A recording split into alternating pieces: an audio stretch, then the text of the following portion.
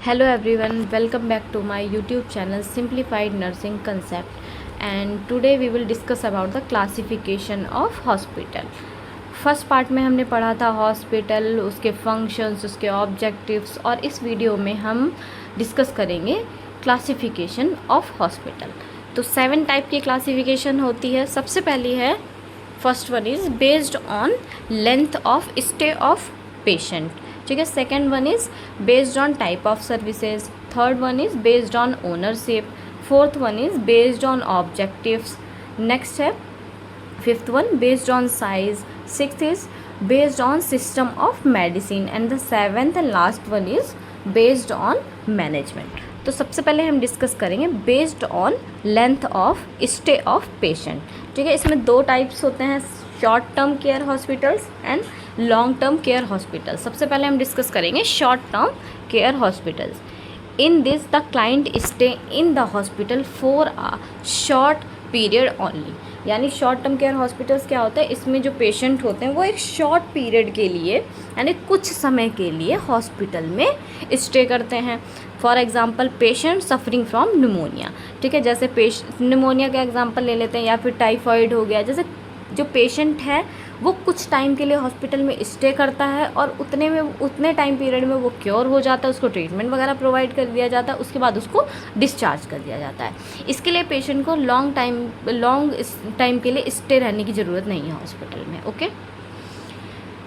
Next है long term care hospital. In this the client stay in the hospital for a long time.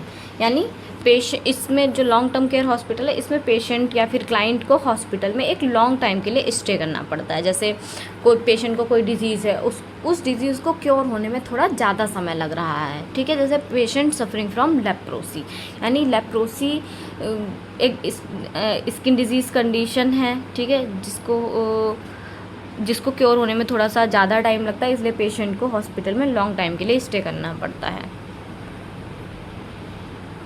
Next है based on type of services, ठीक है। First है इसमें general hospital, second है speciality hospital. General hospitals देखो क्या होता है, अ hospital that provides for all kind of illnesses, disease, injuries or deformities is known as general hospital. A general hospital shall provide medical and surgical care to the sick and injured, maternity, newborn and child care. यानी general hospital में यह है कि इसमें जो all kind की illnesses होती हैं, जैसे पेशेंट को मेडिकल ट्रीटमेंट चाहिए या फिर सर्जिकल ट्रीटमेंट चाहिए या फिर मैटरनिटी, ठीक है, या फिर न्यूबॉर्न या फिर चाइल्ड केयर, ओवरऑल सारी चीज़ें आपको एक ही हॉस्पिटल में मिल जाएंगी, उसको बोलते हैं जनरल हॉस्पिटल। जैसे एक ही हॉस्पिटल में आप जा रहे हैं, वहाँ पे आपको मेडिकल ट्रीटमेंट भी मिल जाएगा, सर्जिकल ट्रीटमेंट भी मिल जाएगा, ठीक है, मैटरनिटी ट्रीटमेंट भी मिल सकता है, न्यूबॉर्न, ठीक है, वहाँ पे चाइल्ड स्पेशलिस्ट भी होते हैं, चाइल्ड की कैसे केयर करनी, उस चीज़ के ओवरऑल एक ही हॉस्पिटल में आपको सारी चीज़ें मिल जाएंगी। नेक्स्ट है speciality hospital, a hospital that specialised in a particular disease or condition और in one type of patient care. Specialty hospital provides only a particular type of care such as paediatric hospital या फिर psychiatric hospital. जैसे speciality hospital वो होते हैं जहाँ पे सिर्फ आपको पर्टिकुलर डिजीज़ के रिगार्डिंग ही आपको स्पेशलाइज्ड केयर प्रोवाइड की जाती है, ठीक है। जैसे पीडियाट्रिक हॉस्पिटल, जैसे एक हॉस्पिटल है वहाँ पे सिर्फ बच्चों को ही केयर दी जाती है, बच्चों के बारे में ही वहाँ पे सारी चीज़ें अवेलेबल होती हैं। साइकेट्रिक हॉस्पिटल यानी जो पर्सन मेंटली इल होते हैं या फिर कोई भी उनको साइकेट्रिक डिजीज़ होती है, मेंटल इलनेस, वहाँ पे सिर्फ उन पेशेंट को ट्रीट किया जाता है। या फिर जैसे मैटरनिटी हॉस्पिटल हो गए, वहाँ पे सिर्फ जो प्रेग्नेंट वीमेन होगी उसी को सारी केयर प्रोवाइड की जाती है, पर्टिकुलर स्पेशल उसी डिजीज़ के रिगार्डिंग पेशेंट को वहाँ पे ट्रीट किया जाता है, वो होता है स्पेशलिटी हॉस्पिटल। नेक्स्ट है बेस्ड ऑन द ओनरशिप। इसमें भी देखो, फर्स्ट है गवर्नमेंट हॉस्पिटल और पब्लिक हॉस्पिटल, सेकंड है नॉन गवर्नमेंट हॉस्पिटल। सबसे पहले हम डिस्कस करेंगे गवर्नमेंट और public hospital. These are run by central और स्टेट गवर्नमेंट और local bodies. These are funded by the government. They provide care for patients free of cost. They can be general और specialised hospital. यानी जो government और public hospital होते हैं, नाम से ही क्लियर हो रहा है गवर्नमेंट और पब्लिक हॉस्पिटल, यानी पब्लिक के लिए वो सारी सुविधाएं वहाँ उस हॉस्पिटल में प्रोवाइड की जाती हैं। ये जो हॉस्पिटल्स होते हैं ये किसके द्वारा रन किए जाते हैं, जो सेंट्रल गवर्नमेंट होती है या फिर जो स्टेट गवर्नमेंट होती है या फिर जो लोकल बॉडीज़ होती हैं, ठीक है।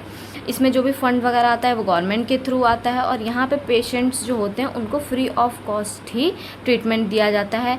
और इनमें जनरल यानी ओवरऑल केयर भी दी जाती है और स्पेशलाइज्ड केयर भी दी जाती है, यानी पर्टिकुलर अलग अलग वार्ड्स होते हैं, अलग अलग डॉक्टर्स होते हैं, पीडियाट्रिशियन अलग होता है, ऑर्थोपेडिक अलग होता है, ठीक है। तो उसके रिगार्डिंग भी ट्रीटमेंट मिल जाता है पेशेंट को, और जो जनरल केयर होती है, जनरल हॉस्पिटल, ठीक है, वो भी दोनों चीज़ें इसमें इंक्लूड हो जाती हैं। Next non government, these are supported by clients fees और donation. Non government hospitals are classified into proprietary और नॉन प्रॉफिट ऑर्गेनाइजेशन, यानी जो नॉन गवर्नमेंट हॉस्पिटल हैं, ठीक है, वो क्लाइंट की फ़ीस के द्वारा सपोर्ट किए जाते हैं। जैसे जो प्राइवेट हॉस्पिटल्स होते हैं फॉर एग्जांपल, ठीक है, प्राइवेट हॉस्पिटल्स होते हैं, उसमें जो भी पेशेंट आते हैं उनका जो भी ट्रीटमेंट का फ़ीस का वो सारा खुद से पे करते हैं, और वो जो फ़ीस होती है उसी की वजह से डोनेशन के थ्रू ही वो जो नॉन गवर्नमेंट हॉस्पिटल है वो रन किए जाते हैं, ठीक है। अब देखो ये कितने टाइप्स में क्लासीफाई किए गए हैं। Private hospitals, voluntary hospital and corporate hospital. Private hospitals में क्या आता है, दे आर जनरली ओन्ड और controlled by an individual doctor और group of doctors, they are run on a commercial basis, यानी जो प्राइवेट हॉस्पिटल्स होते हैं ये इंडिविजुअल डॉक्टर, जैसे जो डॉक्टर्स होते हैं, ठीक है, उन्होंने अपना खुद का हॉस्पिटल खोला होता है, ठीक है, और जो भी पेशेंट्स होते हैं उनकी फ़ीस के थ्रू ही ये चलते हैं, और या फिर ग्रुप ऑफ डॉक्टर्स, कई सारे डॉक्टर्स ने मिलके एक हॉस्पिटल खोला होता है, ठीक है, ये उनके थ्रू ही चलते हैं। Voluntary hospital, they are run by public और private funds on in non commercial basis, यानी जो वॉलेंट्री हॉस्पिटल्स होते हैं ये पब्लिक है या फिर जो प्राइवेट फंड्स होते हैं ये उनके बेस पे चलते हैं, उनके थ्रू ही रन किए जाते हैं। कॉर्पोरेट हॉस्पिटल क्या होता है, they are public limited companies formed under the companies act, they are run on commercial lines, यानी जो कॉर्पोरेट हॉस्पिटल, नाम से ही क्लियर हो रहा है कि जो स्पेसिफिक कंपनी होती हैं, ठीक है, कंपनी होती हैं, सिर्फ इन हॉस्पिटल्स में उनके एम्प्लॉयज़ का ही ट्रीटमेंट चलता है। जैसे जो कॉर्पोरेट वर्कर्स होते हैं उनकी जो सैलरी होती है उसमें से कुछ अमाउंट्स कट होता है, देन उसके बेस पे ही वहाँ पे ओवरऑल ट्रीटमेंट उन पेशेंट को दिया जाता है।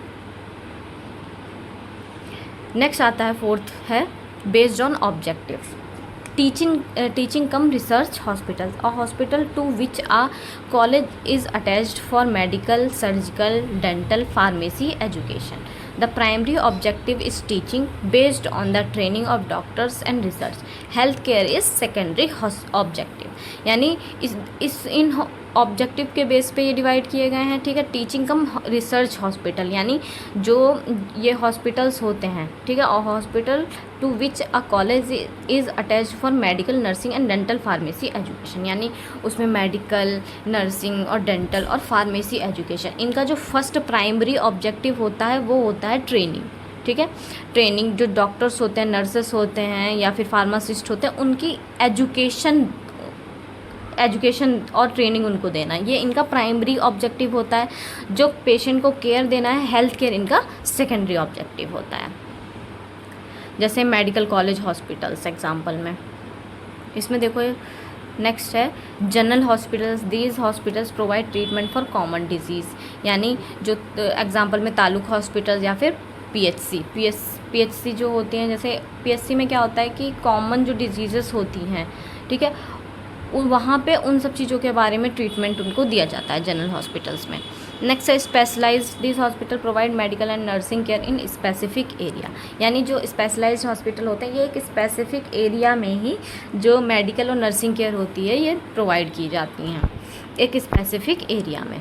जैसे ऑप्थेल्मिक हॉस्पिटल हो गया, हार्ट हॉस्पिटल हो गया, डेंटल हॉस्पिटल हो गया या फिर मैटरनिटी सेंटर हो गया, यहाँ पे एक स्पेसिफिक केयर दी जाती है पेशेंट्स को। नेक्स्ट है rural hospital are those hospitals which are located in rural areas permanently and staffed by at least one or more physician, यानी जो रूरल हॉस्पिटल्स होते हैं ये एक रूरल एरिया में परमानेंटली लोकेटेड होते हैं और जहाँ पे स्टाफ होते हैं, यानी एक फिजिशियन होना चाहिए या फिर एक से ज़्यादा फिजिशियन होने चाहिए वहाँ पे, और ये सिर्फ रूरल एरिया में ही होते हैं और वहाँ पे ये लोग पेशेंट को केयर प्रोवाइड करते हैं।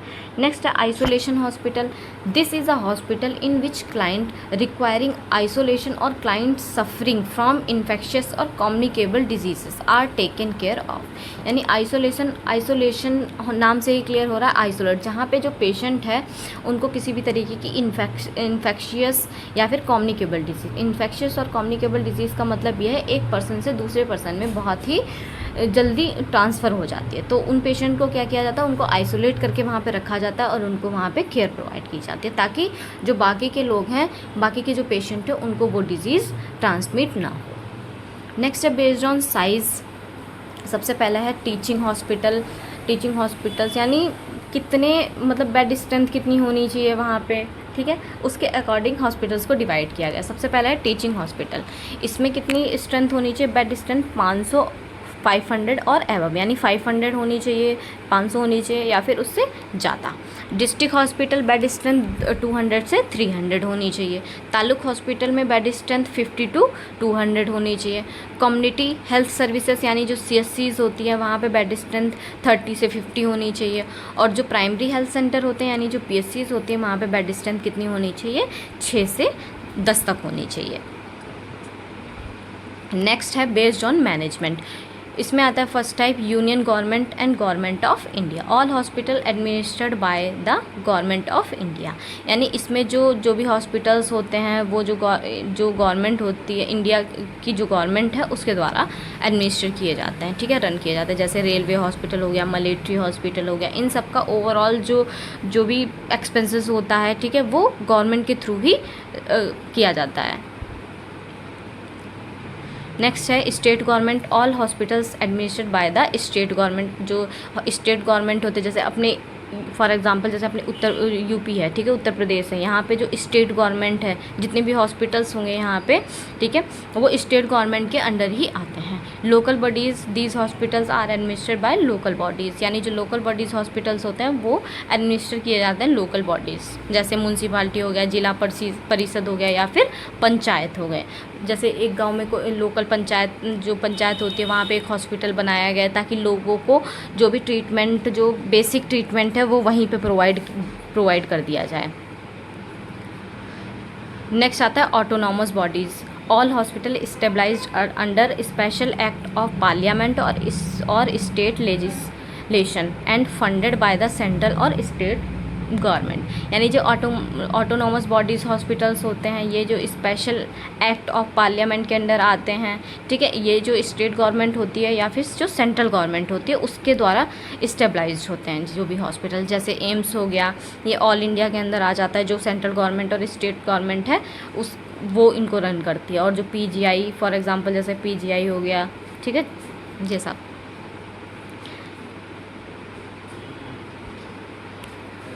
नेक्स्ट आता है based on system of medicine. First इसमें आता है allopathic. A hospital that provide treatment using modern scientific medicine. It uses medicine, surgery, diagnostic test and advanced medical technology to diagnose, treat and prevent disease. यानी जो allopathic hospitals हैं, ठीक है, इसमें modern scientific medicine, ठीक है, इसमें उनके अकॉर्डिंग ये जो ट्रीटमेंट प्रोवाइड किया जाता है मॉडर्न टेक्निक्स का यूज़ किया जाता है, ठीक है, इसमें medicine, surgery, diagnostic test and advance medical technology, इन सब चीज़ों का यूज़ किया जाता है पेशेंट की जो डिज़ीज़ है उसको डायग्नोस करने के लिए और उनको प्रिवेंट करने के लिए और फिर ट्रीटमेंट देने के लिए मॉडर्न टेक्निक्स का यूज़ किया जाता है। नेक्स्ट है Ayurvedic hospitals. A hospital that provide treatment based on the Ayurveda system of medicine. यानी जो आयुर्वेदिक हॉस्पिटल होते हैं यहाँ पे ट्रीटमेंट दिया जाता है वो किस पे बेस होता है, आयुर्वेदिक सिस्टम ऑफ मेडिसिन। अब जैसे it uses herbal medicine, panchakarma therapy, diet and lifestyle modification to prevent and treat diseases. यानी इसमें आयुर्वेदिक मेडिसिन में जो हर्बल मेडिसिन होती हैं, पंचकर्मा थेरेपी, डाइट के बारे में बताया जाता है या फिर लाइफ स्टाइल मॉडिफिकेशन के बारे में बताया जाता है कि कैसे आप इन सब चीज़ों से डिजीज़ को प्रिवेंट कर सकते हो और उसको ट्रीट कर सकते हो। नेक्स्ट आता है homeopathic hospital, a hospital that provides treatment based on the homeopathy system of medicine. It uses medicine in very small doses based on the principle of like cures like. यानी homeopathic जो hospitals होते हैं यहाँ पे treatment homeopathy system of medicine पे based होता है. इसमें जो मेडिसिन होती है बहुत स्मॉल डोजेस में पेशेंट को दी जाती है और ये लाइक क्योर लाइक प्रिंसिपल पे डिपेंड होता है. नेक्स्ट है यूनानी hospital, a hospital that provide treatment based on the यूनानी सिस्टम ऑफ मेडिसिन. जो यूनानी हॉस्पिटल्स होते हैं इसमें जो ट्रीटमेंट प्रोवाइड किया जाता है वो यूनानी सिस्टम ऑफ मेडिसिन पे बेस्ड होता है. इसमें जो हर्बल मेडिसिन हैं, डाइट थेरेपी है, रेजिमेंटल थेरेपी हैं, इन सब को यूज़ करके पेशेंट की डिजीज़ को कैसे हम ट्रीट कर सकते हैं उसके बारे में बताया जाता है. नेक्स्ट है सिद्धा hospital, a hospital that provide treatment based on सिद्धा सिस्टम ऑफ मेडिसिन्स. ठीक है, जो सिद्धा हॉस्पिटल्स होते हैं ये सिद्धा सिस्टम ऑफ मेडिसिन पे बेस्ड होते हैं. इन्हीं के बेस पे पेशेंट को ट्रीटमेंट प्रोवाइड किया जाता है. इसमें herbal, mineral and natural medicines का यूज़ करके पेशेंट को ट्रीटमेंट प्रोवाइड किया जाता है और डिज़ीज़ को प्रिवेंट किया जाता है. और जैसे डाइट है, लाइफ स्टाइल मॉडिफिकेशन है, इसके बारे में पेशेंट को बता के.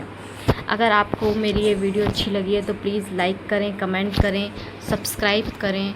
और अगर आपको इसके नोट्स चाहिए तो प्लीज़ कमेंट करें ताकि आपको नोट्स मैं भेज सकूँ. Thank you.